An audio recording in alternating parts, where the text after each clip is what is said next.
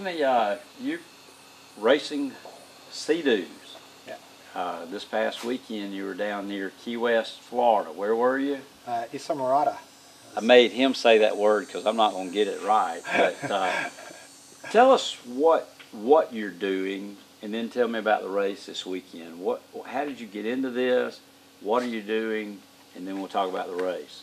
After my injury, I was paralyzed from the waist down, and I was really looking for something to fill that need, that rush that I used to have, and trying to find some kind of hobby that I can get into. And really, my wife suggested getting on a personal watercraft was probably a thing to try out, and I did, and I loved it. And from there on, I started going to races little by little, and eventually Sea-Doo picked me up as one of their X-Team riders, and now I'm actually living the dream of riding a Sea-Doo and racing.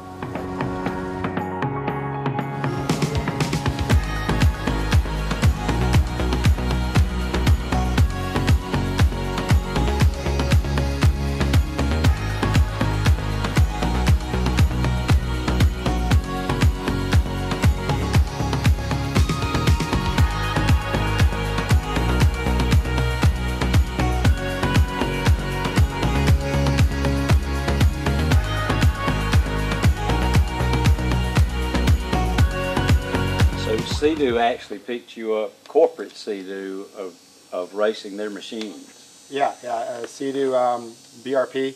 They picked me up 3 years ago, and I haven't looked back since then. I love it.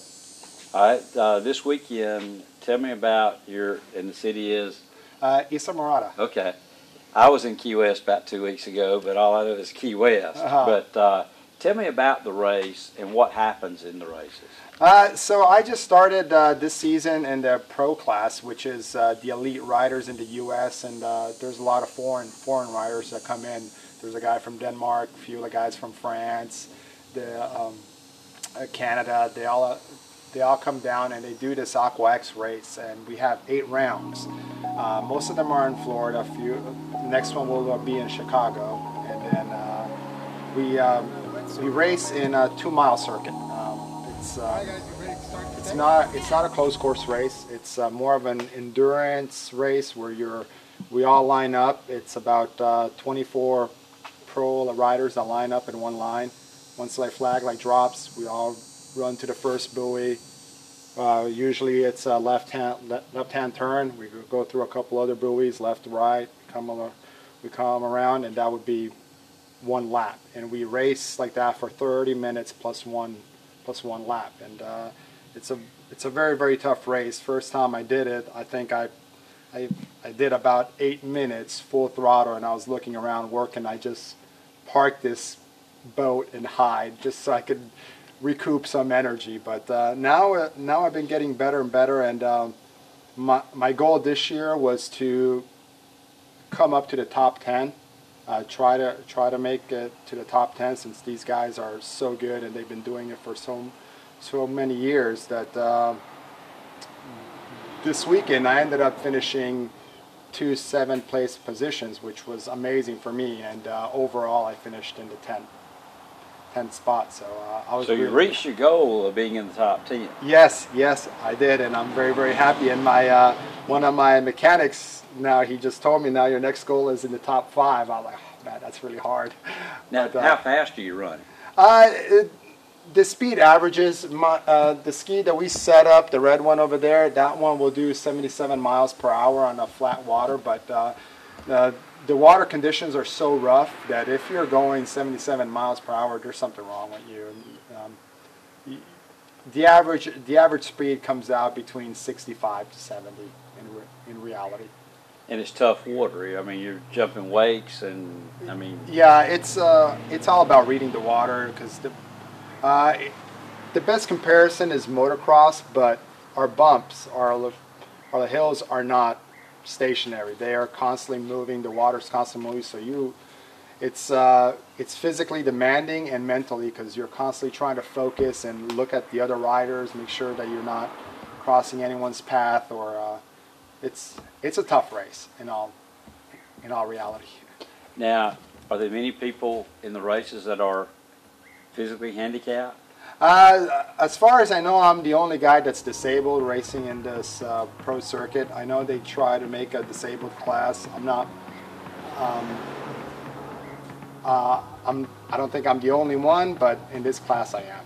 I will say this: been raised at the lake with Anthony and riding the wave runners, and I never got on the inner tubes. I pulled them, but you're the most disabled person I've ever met. There's never an obstacle that really has been thrown in your way that you hadn't really overcome.